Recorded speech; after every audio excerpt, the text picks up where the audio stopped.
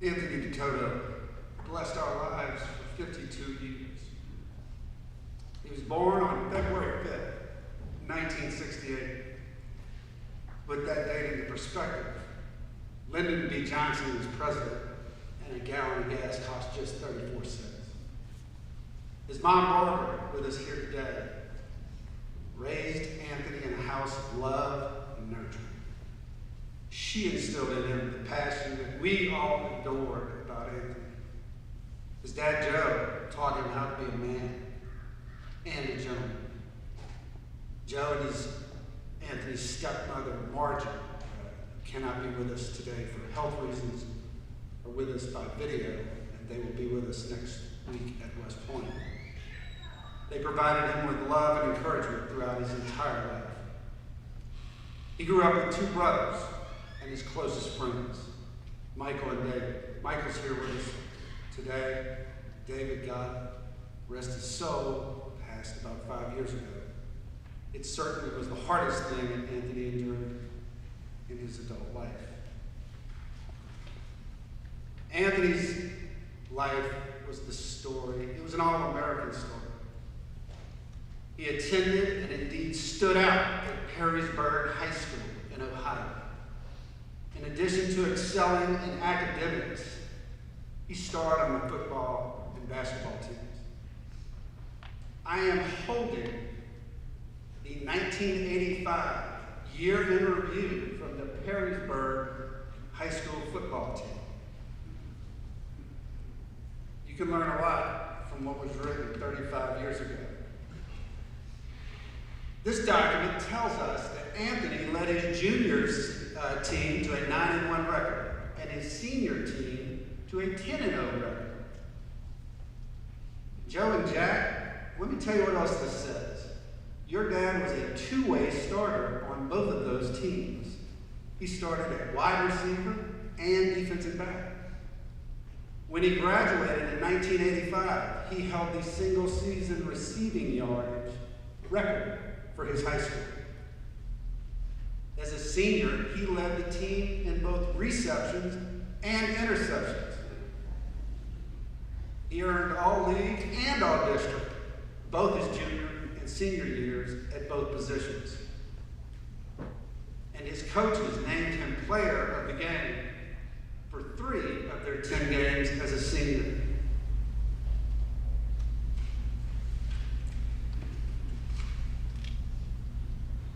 According to Jeff J.T. Snell, his lifelong friend and teammate, quote, Anthony was a stud. He was loved by all of his teammates and feared by all of our opponents. I loved him like a brother. Anthony's outstanding play caught the attention of several colleges. He decided that West Point was for him. He spent a year at the West Point Prep School in New Jersey and then arrived at West Point in the summer of '87. DeToto is a winner. DeToto is a winner. DeToto is a winner. That was the first time I ever heard his name, as some Special Forces sergeant proudly declared Anthony DeToto the winner of yet another physical competition in Beast. This one was the triceps dips competition, of all things, and Anthony crushed the competition of 175 new cadets, and he beat all the upper-class cadre. Totes would go on to win several other physical contests during that 1987 version of Beast Barracks. I was just 1 month removed from going to high school in South Louisiana with the likes of guys named Boudreaux and Thibodeau. And yet without a hint of self-awareness, I leaned over and I said, DeToto, that's a weird name.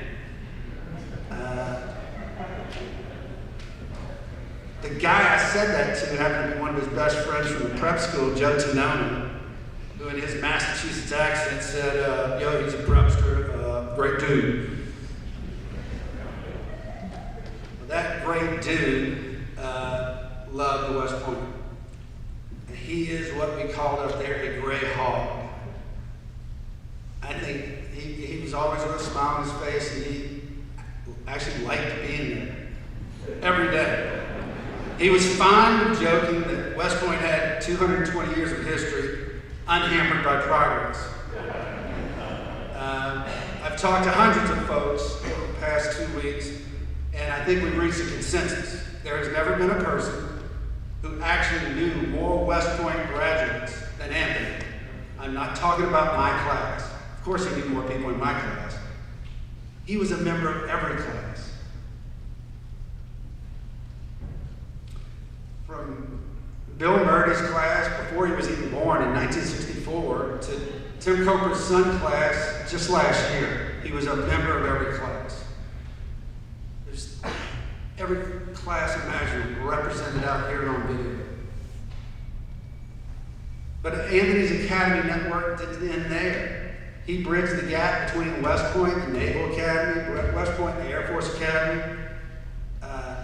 Several of you in this audience and watching by video went to one of these inferior academies, yet Anthony welcomed you into his circle of friends and love. Certainly Anthony's first-rate brothers and sisters have been there for Sandy, Jack, and Joe in his time of hardship.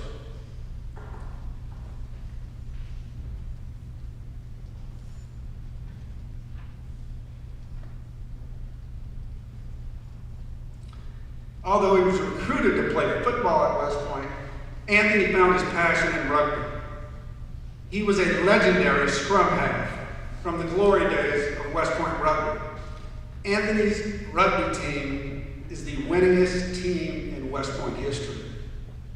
2 of his 3 years, they didn't lose a single regular season game.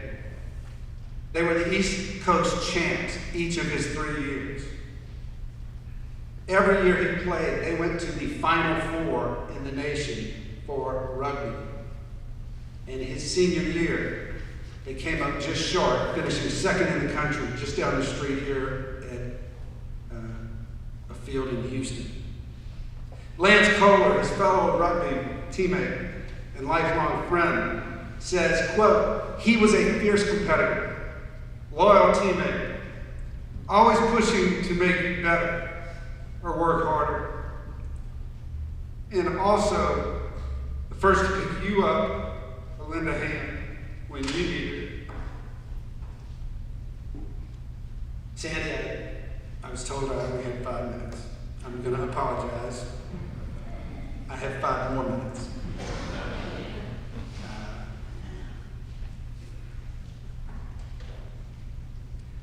Following graduation, Anthony was stationed in Germany, where he led 2 combat engineer platoons and commanded an engineer company in the combat zone of Kuwait in 1993. He was selected the best engineer platoon leader in Germany. As such, he was sent to a week-long NATO engineer course in Munich, Germany. Just like Noah's Ark, there were 2 engineers from every NATO country at this prestigious event. How Will Mullen got there, nobody knows, even to this day. But here's how the story goes. There was a 45-minute drive one day for a field trip into the German countryside to some site. They stopped to eat lunch at a local pub, and Anthony accidentally left his keys somewhere there. The next day, he tells the NATO guys in charge that he's got to go find his keys, and he's got to take Mullen with him. That was at 8 a.m. They expected him to be gone about 2 hours. They show back up around 5 p.m. The NATO faculty guys a little miffed, and Anthony's response was that he had to stop at every single pub and restaurant along the way because he didn't remember which one they had left it at. That was Anthony. He was no stranger to a good boondoggle, but when it counted, he was the best of the best.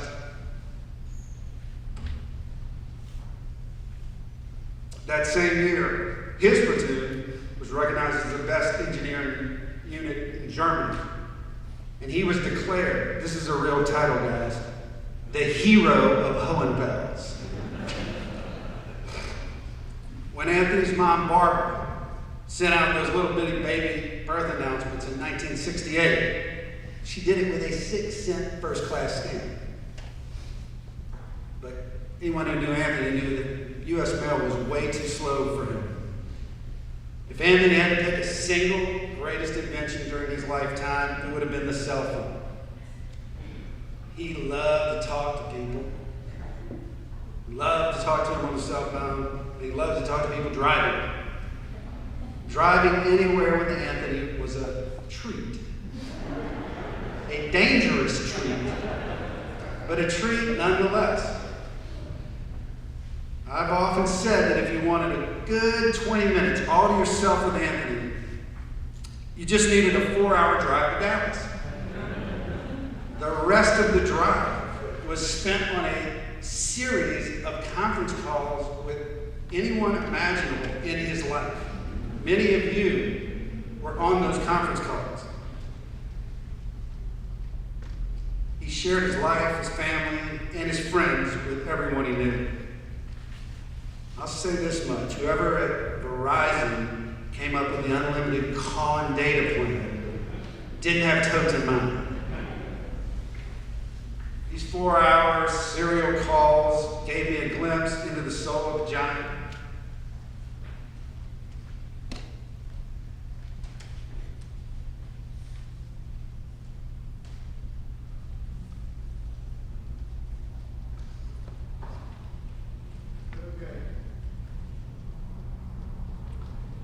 I learned more about him in those drives than he would ever tell me about himself. He was humble. Here's what I learned. Anthony was a devout Catholic. He helped found and sponsor Catholic charities around the state and country. He was instrumental in the Cristo Rey Jesuit School for underprivileged children. He supported Catholic charities. He was a faithful member of St. Michael's Catholic Church. Anthony's commitment to his country is unequaled. In addition to serving, he founded the 1836 organization, a veteran organization to support veteran startup companies and entrepreneurship. He led not one, not two, 3 West Point societies. That's unheard of. San Francisco, Dallas, and our meetings in Houston. In 2017, the Secretary of the Army, Ryan McCarthy, saw that Anthony was making such a difference on the ground in Houston and in Texas that he selected him to be his civilian aide in Houston. Anthony even stood out in that group, that highly decorated CASA community. Secretary McCarthy has cleared his schedule for next week, and he will be at Anthony's West Point funeral.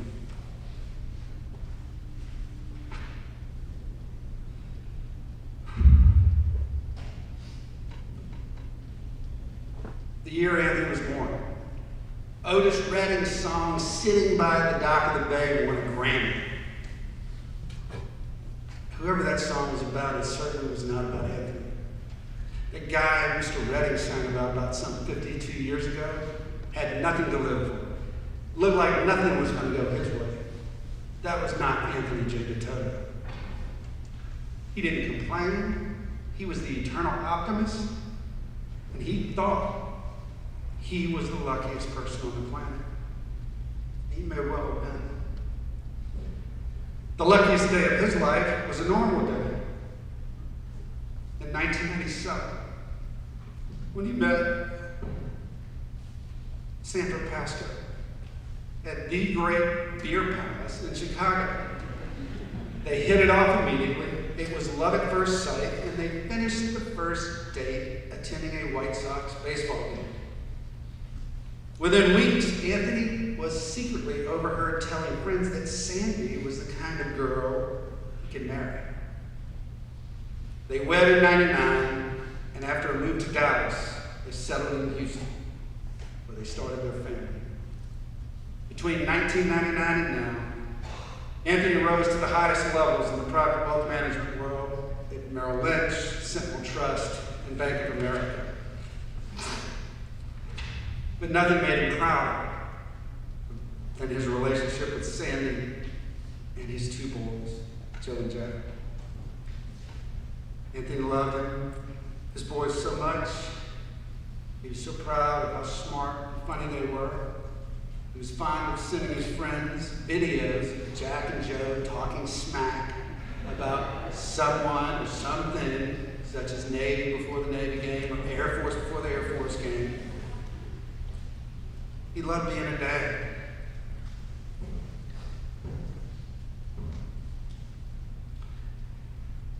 He coached them in baseball for the Bella Little League. Coached them in football. Coached them in basketball. Coached them in everything. Most importantly, he coached them how to live life, how to be moral, how to live an honest life, how to live by the tenets of duty, honor, and country. He raised them to be men and gentlemen. Sandy, Jack, and Joe, you meant the world to Anthony. Your loss is incalculable. Everyone in this room is here because they lost a friend, son, brother, but nobody's lost Anthony as a husband or dad. That's yours. You lost someone. We find solace in knowing that Anthony lives on in eternity with God. We also find solace in each other. Anthony lives on in our memories, in the stories we tell, in the tears we shed, in the laughs we share. Closing, I said, long live the pride of Perrysburg. Long live Cadet DeToto, the winner. Long live Anthony DeToto, the athlete and the soldier. Long live the greatest American I've ever met, the true hero of Hohenfels. And long live Anthony DeToto, Sandy's husband and Joe and Jack's dad. May it be said, well done, Anthony J. DeToto. Be thou at peace.